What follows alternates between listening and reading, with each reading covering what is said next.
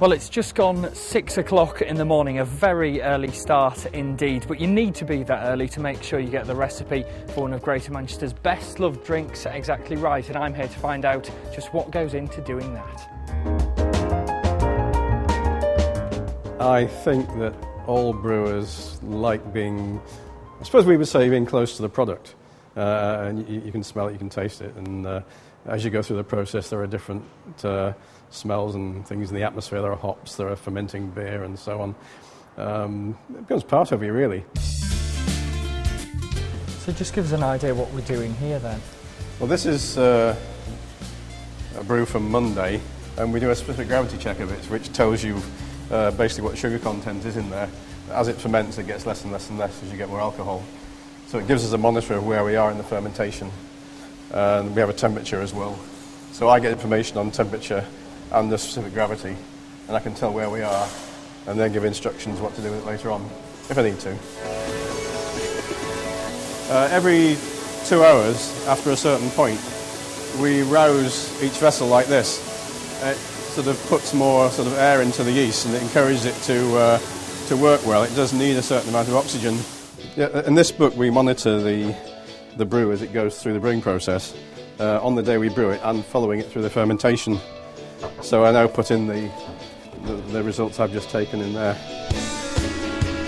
The paperwork done, it's on to starting that day's brew. And I know roughly how much water I should use, so I'll mark it on the board there so I know where I'm likely to be finishing. You really won't see these in many places either, because the hot water is measured by a float on top of the hot water tank, and it comes across the wires and the pulleys, and it tells you on the board how much is in the tank. You can see the grain in there. I'll let it out of here into that cylinder there. It's called a Steele's masher. It rotates around inside. That's what you can hear from this. And hot water comes in through the pipe here, and a certain amount of cold water, which will control it to the temperature I want. That's the hot water going in, the hot liquor. It's a bit like driving a steam engine.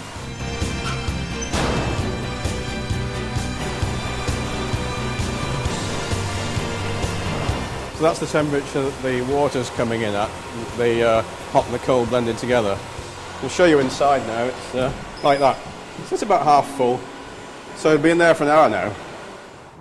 Do you think things will change? I mean, technology moves on, and the way things are done here, given that it's very traditional, is fascinating. But do you think that there will come a time when things have to change? There is a time when it will have to change, yes, because it is a 1920s production facility, and I think some of the plant is getting close to life expiry, and we will have to do something.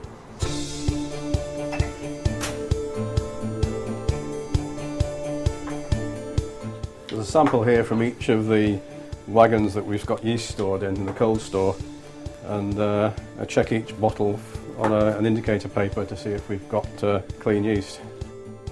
After a detour to check the hops that'll be used later, the brew's now moving on to its next stage, and time for a taste test. That's what we've made so far. It's very, very sweet. Very warm, very sweet. Yeah. It's a strange taste. It's not. Actually, it's not what I would have expected. It's malt extract, sort of extract from malt. Very malty taste to it. Very sweet, so that when eventually you get the yeast in contact with it, it will ferment those sugars. So that's the sugars we've taken out of the grain. So we run that off into here, into a copper, a boiling vessel, called a copper or a kettle.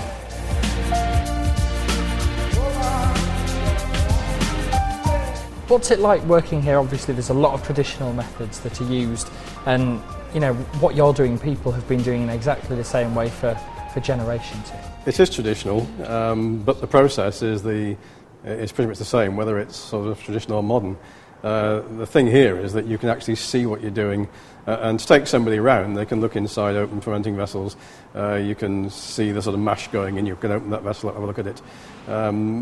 And these days things are in enclosed vessels and you don't see so much. So the interest here is to actually sort of see and be part of it. Well, going into this tank behind me is some of what will become this very drink here. I never knew quite what went into the process that we've now seen from start to finish, but knowing what to do now, it'll certainly make me savour the drink all the more. Cheers.